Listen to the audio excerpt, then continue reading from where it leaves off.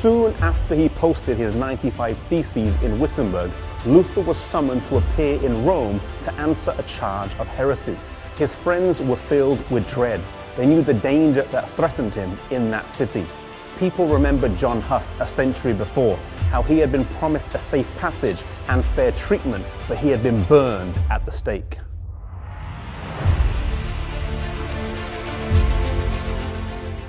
Elector Frederick of Saxony, one of the 7 German princes, demanded that the trial be held within the boundaries of his territory. The Pope's legate was to hear the trial on his behalf, but before the trial could begin, the legate was charged to prosecute and constrain without delay, and to banish, curse, and excommunicate all of whatever rank in church or state who would not seize Luther and his adherents. Here is displayed the true spirit of Luther's foes, not a trace of justice to be found. It was around this time that a dear friend of Luther would come to his aid and support, Philip Melanchthon.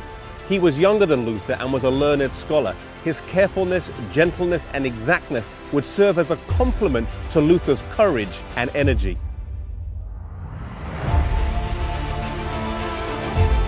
Augsburg had been set as the place of the trial, and whilst Luther was told not to attend by many of his friends who feared for his life, he was resolute about attending and made his way to Augsburg. At this point, Luther had not received an assurance of a safe passage, and his foes hoped that he would appear without one, but this he refused to do.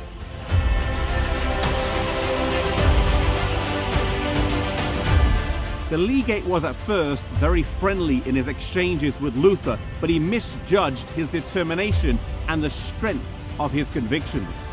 Luther protested that he was being asked to retract without first being shown his error. Every response that he gave, he showed clearly how it could be backed up with the Bible, but the legate's response was always a heated response with the words retract, retract. Realizing that this exchange was futile, Luther asked to present his findings in writing, which he did the next day. He gave it to the legate and he threw them aside straight away.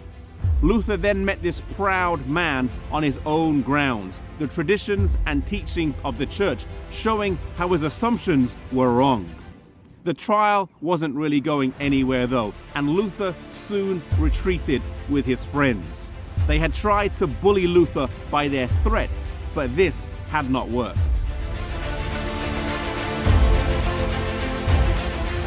Luther's teachings and writings were spreading across Germany like wildfire, and eventually Rome resorted to a bull of excommunication. Luther was condemned along with his adherents, and they were given 60 days to either recant or be excommunicated. Normally, this would strike fear into the heart of anyone, but not Luther. He gathered around him a group of doctors, students, and citizens of Wittenberg, and under a tree near this very spot, he publicly burned the Pope's bull of excommunication and the canon laws. Rome produced another bull of excommunication against him, declaring his final separation from Rome, saying he was accursed of heaven and condemning anyone who would adhere to any of his doctrines. Truly it can be said of Luther, the servant is not greater than his Lord. If they have persecuted me, they will persecute you. While the forms of opposition to the truth change and how open they are over time, the same antagonism exists and will be manifested to God's people until the end of time.